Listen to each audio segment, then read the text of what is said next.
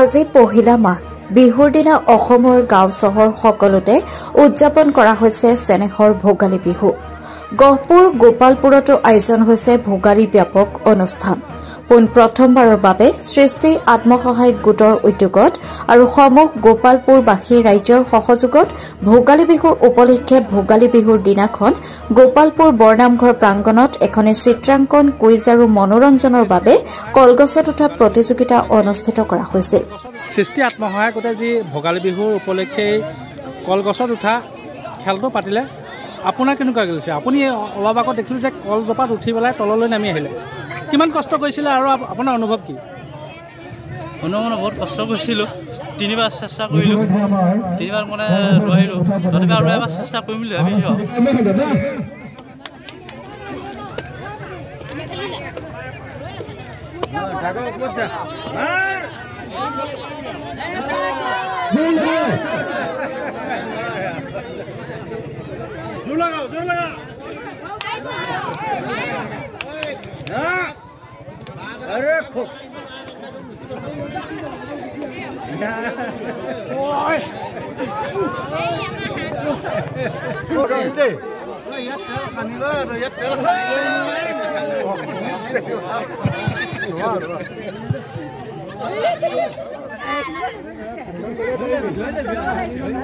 কাপোৰ আছে যে খেলৰ পৰা পোৱা নাই।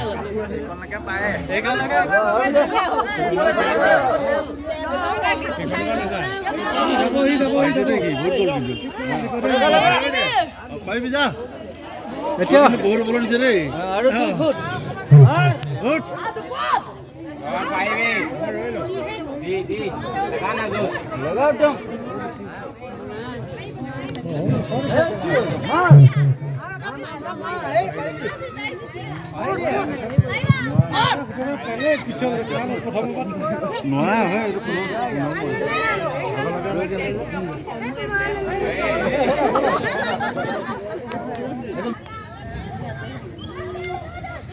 আজি দেখিলে এটা সুন্দৰ অনুষ্ঠান আপোনালোকে ইয়াত উত্থাপন কৰিলে। ভোগালী বিহুৰ উপলক্ষে যি আচলতে ম'হৰ যুঁজ আছিলে, সেই ম'হৰ যুঁজ আৰু আমাৰ চৰাই যুঁজ আছিলে, সেইবিলাক আজিকালি নুই হৈ গ'ল, নাইকিয়া হৈ গ'ল। আজি দেখিলোঁ গোপালপুৰত পোনপ্ৰথমবাৰৰ কাৰণে, গহপুৰৰ গোপালপুৰত পোনপ্ৰথমবাৰৰ কাৰণে এনেকুৱা এটা অনুষ্ঠান হৈছে। আপুনি কি অনুভৱ কৰিছে? আমি অতি সুন্দৰ অনুভৱ কৰিছোঁ। বিশেষকৈ আমাৰ যিটো উঠি অহা যুৱচাম, এই যুৱচামটোৰ যিটো আজি সৃষ্টি গোটে আজি যি মানে আমাৰ গাঁৱত নোহোৱা, আমাৰ অঞ্চলত নোহোৱা এটা খেল আমাৰ মাজলৈ আনিলে। আচলতে নামটো সৃষ্টি, তেওঁলোকে প্ৰথমেই নামটো খুব সুন্দৰ নাম দিছে সৃষ্টি। এই সৃষ্টিয়েই আজি প্ৰথম সৃষ্টি কৰিছে এটা নতুন খেল কলগছত বগোৱা। এইটো আমি পূৰ্ণ সহযোগিতা জনাইছোঁ। আৰু এনেহেন সুন্দৰ যুৱকসকলে গাঁওখনৰ যি উন্নতি সাধন কৰিবলৈ আগবাঢ়ি আহিছে, তাৰ বাবে আমি তেওঁলোকক আমি শুভেচ্ছা জনাইছোঁ, আশীৰ্বাদ জনাইছোঁ।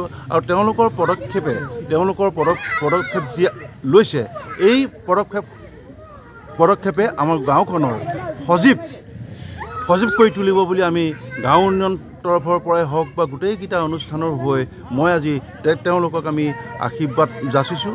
আৰু লগতে আমাৰ দুটা আজি সুন্দৰ অনুষ্ঠান তেওঁলোকে পাৰ কৰিছে ভোগালী বিহুৰ উপলক্ষে। এটা হ'ল চিত্ৰাংকন প্ৰতিযোগিতা আৰু আনটো হ'ল কুইজ প্ৰতিযোগিতা। আজি এনেহেন সুন্দৰ মানে দিনা, আজি এই মাঘৰ বিহুৰ দিনা তেওঁলোকে এনে অনুষ্ঠান তেওঁলোকে আজি পাতিলে, যি অনুষ্ঠানে আজি আমাৰ গোটেই গাঁওখনকে সঁহাৰি জনালে, আৰু যি অনুষ্ঠানে আমাৰ সৰু কণ ল'ৰা ছোৱালীক উৎসাহ উদ্দীপনা যোগালে। আৰু আমাৰ এই প্ৰেৰণাবিলাক সকলোৱে থাকিবৰ কাৰণে মই প্ৰভু ভগৱন্তৰ ওচৰত কৃপা কৰিছোঁ। আৰু তেওঁলোকৰ সুস্বাস্থ্য আৰু দীৰ্ঘ কামনা কৰি অনগল দিনবিলাক, আহি থকা দিনবিলাকত যাতে এনেকুৱা সুন্দৰ সৃষ্টি ৰাজিয়ে আমাৰ গাঁৱলৈ গৌৰৱ কঢ়িয়াই আনে, তাৰ বাবে মই সৃষ্টি গোটৰ সভাপতি সম্পাদক প্ৰমুখ্যে তেওঁলোকৰ বিষয়ববীয়াসকলক মই আশীৰ্বাদ দিছোঁ। আৰু তেওঁলোক সুস্বাস্থ্যৰে কামত আগুৱাই যাওক। এইখিনিতে আপোনাক মই আৰু এটা কথা সুধিব বিচাৰিছোঁ যে এতিয়া অসমৰ বিভিন্ন জেগাত, অকল আমাৰ ইয়াতে বুলি নহয়, বিভিন্ন জেগাত যে ভেলাঘৰ হওক, হুঁচৰি হওক, কিছু ম্লান পোৱা যেন লাগিছে, হ্ৰাস পোৱা যেন লাগিছে। এই ক্ষেত্ৰত আপুনি কি ক'ব?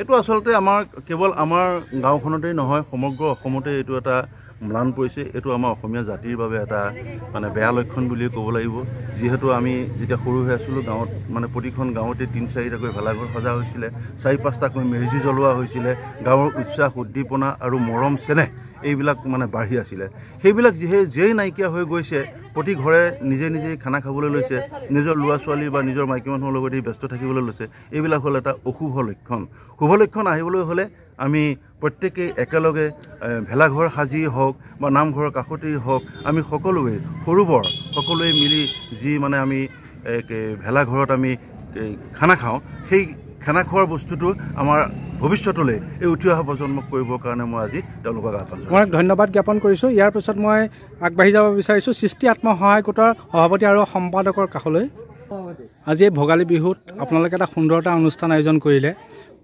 গাঁওবাসী সঁচাকৈয়ে আনন্দিত হৈছে দেখা পোৱা গৈছে এই ক্ষেত্ৰত আপুনি কি কৰিব হয় ভাল লাগিছে আজি আমাৰ গোপালপুৰ সৃষ্টি আত্মসহায়ক গোটৰ উদ্যোগত আৰু সমূহ গোপালপুৰবাসী ৰাইজৰ সহযোগত গোপালপুৰ বৰনামঘৰৰ প্ৰাংগণত আপোনাৰ কুইজ হওক চিত্ৰাংকনৰ লগতে কলগছৰ উঠা প্ৰতিযোগিতা আমি আয়োজন কৰিছোঁ পোন প্ৰথমবাৰৰ বাবে সৃষ্টি আত্মসহায়ক গোটৰ উদ্যোগত আৰু সমূহ গোপালপুৰবাসী ৰাইজৰ সহযোগত ভোগালী বিহুৰ উপলক্ষে ভোগালী বিহুৰ দিনাখন গোপালপুৰ বৰনামঘৰ প্ৰাংগণত এখনি চিত্ৰাংকন কুইজ আৰু মনোৰঞ্জনৰ বাবে কলগছত উঠা প্ৰতিযোগিতা অনুষ্ঠিত কৰা হৈছিল গহপুৰৰ পৰা প্ৰবীণ বৰাৰ ৰিপৰ্ট অপৰূপা টিভি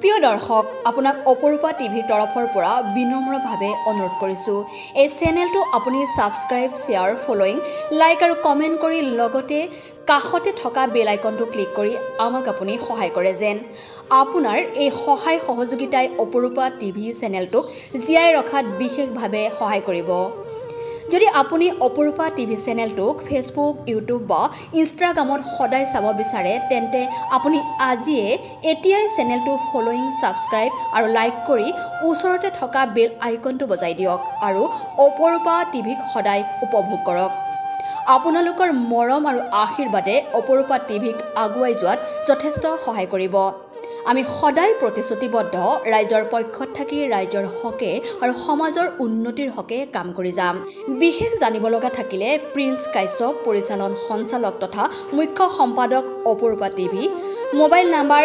8135819868 নম্বৰত যোগাযোগ কৰিব পাৰিব ধন্যবাদ